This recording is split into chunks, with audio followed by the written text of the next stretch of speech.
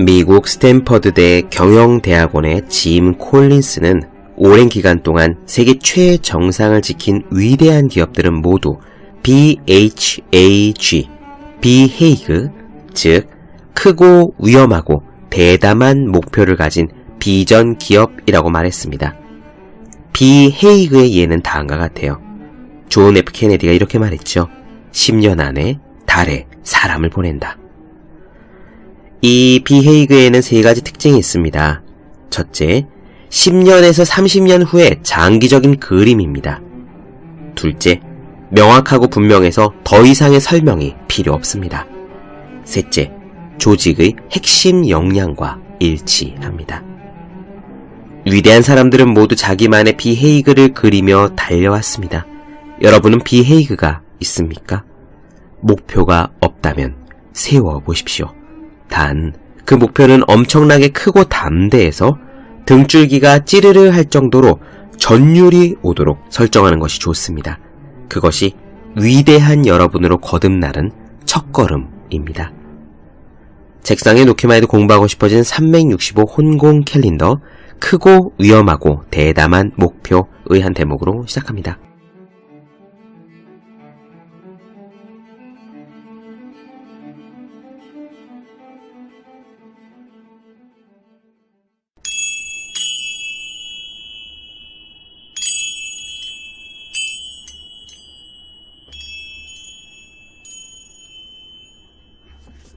이 책에서 우리는 자아를 탐사하는 여행을 떠날 것이다. 하지만 구태의연한 방법으로는 하지 않을 것이다. 심리학자나 위대한 철학가에게 자문을 구하지도 않을 것이고 오랜 종교의 답을 놓고 갑론을 박하거나 여론 통계 자료에 기대지도 않을 것이다. 그 대신 우리는 이 주제에 관한 엄청난 지식을 보유하고 있는 유일한 정보원을 찾아갈 것이다. 이 커다란 의문을 영원히 가라앉힐 만한 데이터를 수집하는 일에 평생의 날들과 매 순간을 바치고 있는 단 한 사람의 전문가를 찾아갈 것이다. 그 전문가는 바로 당신이다. 명심하라. 우리가 자아의 근원을 탐사해 갈 때 실제로 찾아가게 되는 것은 바로 당신 자신이 누구냐라는 것임을. 네, 안녕하세요. 본격 공부자극 팟캐스트 서울대는 어떻게 공부하는가? 우리는 마이클 싱어의 상처받지 않는 영혼을 살펴보고 있습니다. 이 책은 우리의 자아를 탐사하는 가이드 같은 책이에요. 나는 누구일까? 왜 살아야 하나? 도대체 삶에 어떤 의미가 있지? 라고 고민하시는 분들에게 도움이 될 내용입니다. 자아에 대한 탐사의 출발점으로 싱어는 마음의 소리를 먼저 이야기합니다. 자기 마음이 짓거리는 소리는 다들 들어보셨을 거예요. 우리 마음은 쉴 새 없이 떠들어대죠. 때로는 멋진 말도 하고 때로는 굉장히 수준 낮은 말도 하고요. 또 좋은 말, 나쁜 말, 욕설, 저질스런 말도 합니다. 마음속에서 하는 소리를 모두 다 형사처벌한다면 감옥에 가지 않을 사람은 단 한 명도 없을 거예요. 자아를 탐색하는 출발점은 바로 여기입니다. 우리의 마음이 뭐라고 말하는 그 목소리를 우리는 알아들을 수 있잖아요. 그렇죠? 이해가 되지 않는다면 지금 당장 마음속으로 안녕 하고 외쳐보십시오. 마음속으로 외친 목소리가 메아리처럼 들릴 겁니다. 중요한 것은 이 지점이에요. 우리가 무언가를 듣는다면 우리 귀에 들리는 바로 그것은 객체이고 우리 자신이 아니라는 사실입니다. 다시 한번 설명해 볼까요?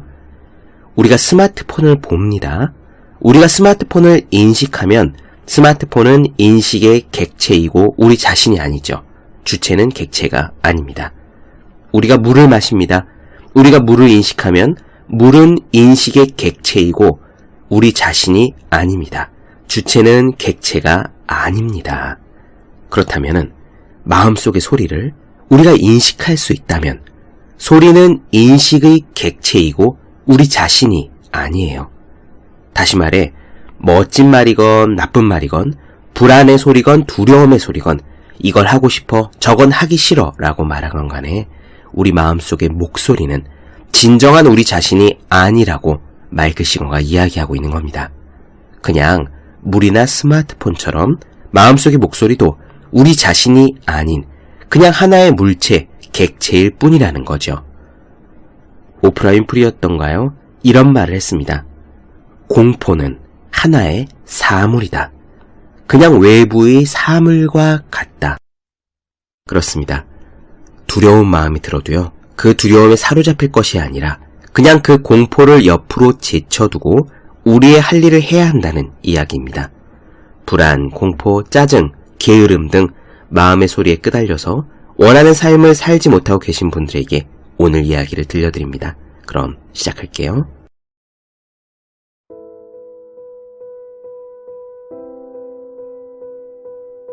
알고 있겠지만 당신의 머릿속에서는 한시도 끊임없이 마음의 독백이 이어지고 있다. 그것은 꼬리에 꼬리를 물고 끝없이 이어진다. 그것이 왜 거기서 그렇게 주절되는지 궁금해한 적이 있는가?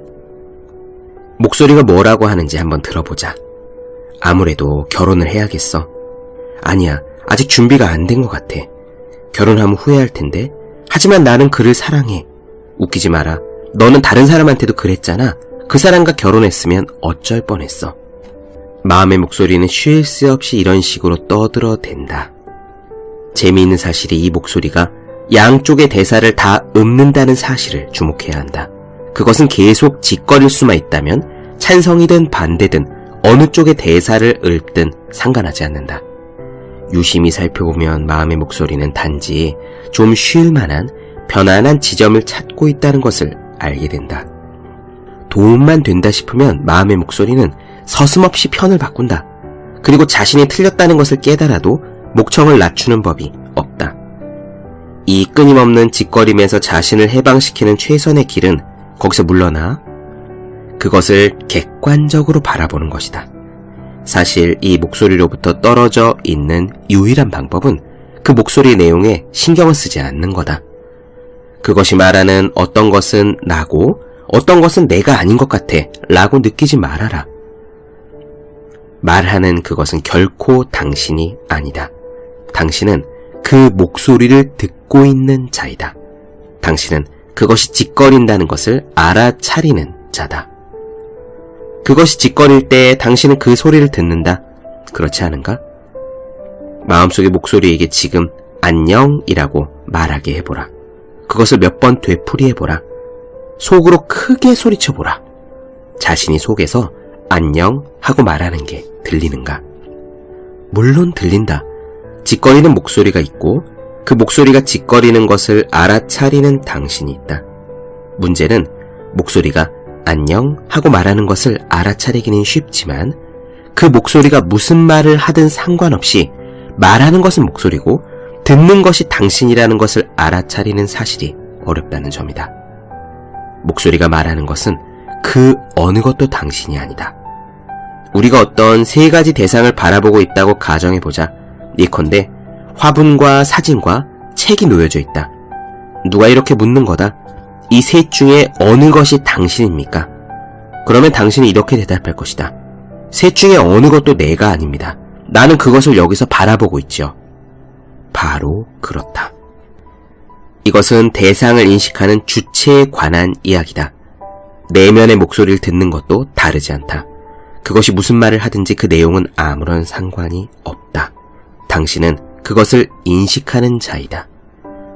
그것이 말하는 것 중 어떤 것은 자신이고 어떤 것은 자신이 아니라고 생각하는 순간 당신은 객관성을 놓쳐버린다. 당신은 목소리가 좋게 말하는 쪽이 자기라고 생각하고 싶을 테지만 그것도 매한가지로 짓거리는 목소리일 뿐이다.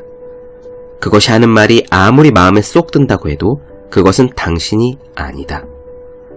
진정한 성장을 위해서는 당신이 마음의 소리가 아님을, 당신은 그것을 듣는 자임을, 바로 그것을 깨닫는 것보다 더 중요한 것은 없다. 이것을 이해하지 못하면 당신은 목소리가 말하는 온갖 것들 중에서 어느 것이 진짜 당신인지를 알아내기 위해 끙끙댈 것이다. 사람들은 자신을 찾기 위한 노력이라는 이름을 붙여서 온갖 변화를 경험한다. 그들의 이 목소리들 중에서 자신의 인격 중에서 어느 측면이 진정한 자신인지를 밝혀내려고 평생 애를 쓴다. 그 대답은 간단하다. 그 어느 것도 당신이 아니다. 여기서 중요한 의문이 올라온다.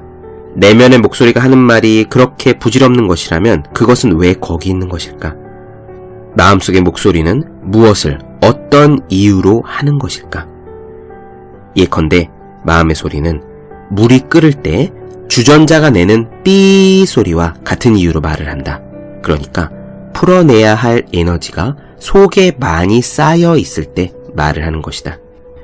객관적으로 잘 관찰해보면 마음속에 불안하고 두려워하는 에너지 혹은 무언가를 얻고 싶은 욕망의 에너지, 무언가를 하고 싶은 욕구의 에너지가 쌓여 있을 때 이 목소리가 극도로 활발해진다.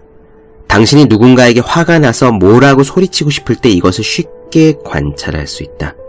그를 실제로 만나기도 전에 벌써 마음속의 목소리가 얼마나 여러 차례 상상 속에서 야단을 쳐대고 있는지를 살펴보라.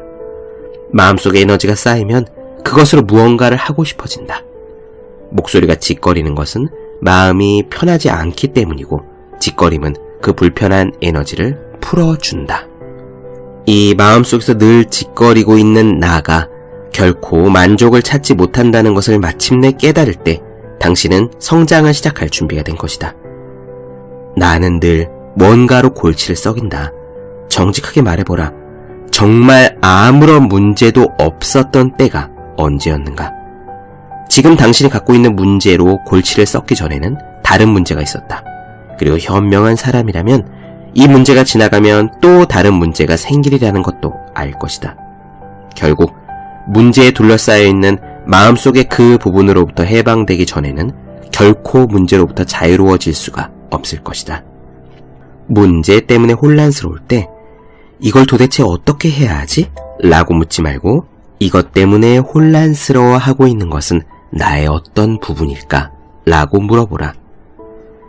이걸 어떻게 해야 되지? 라고 묻는다면 당신은 벌써 문제가 외부에 실제로 존재한다고 믿는 함정에 빠진 것이다.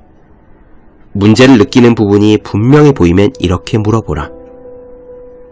이것을 보고 있는 것은 누구일까? 이 마음의 혼란을 누가 인식하고 있는 걸까? 이렇게 질문하는 것이 모든 문제의 해결책이다.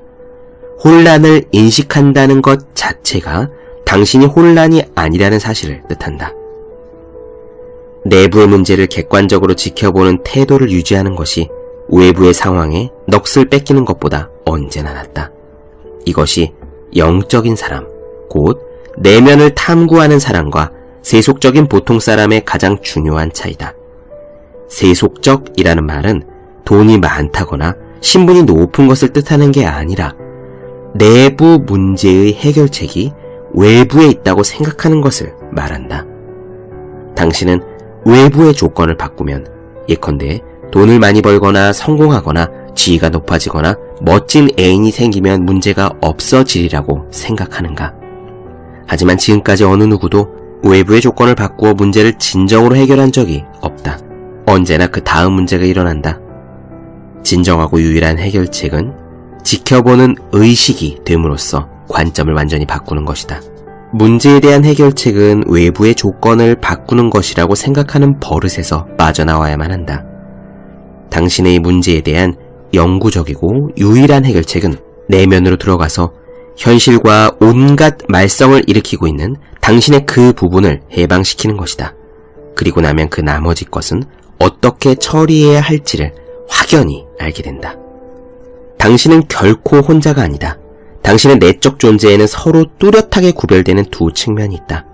첫째는 의식이며 지켜보는 자이고 둘째는 당신이 지켜보는 그것이다. 문제는 당신이 지켜보는 그 부분은 결코 입을 다물 줄 모른다는 사실이다.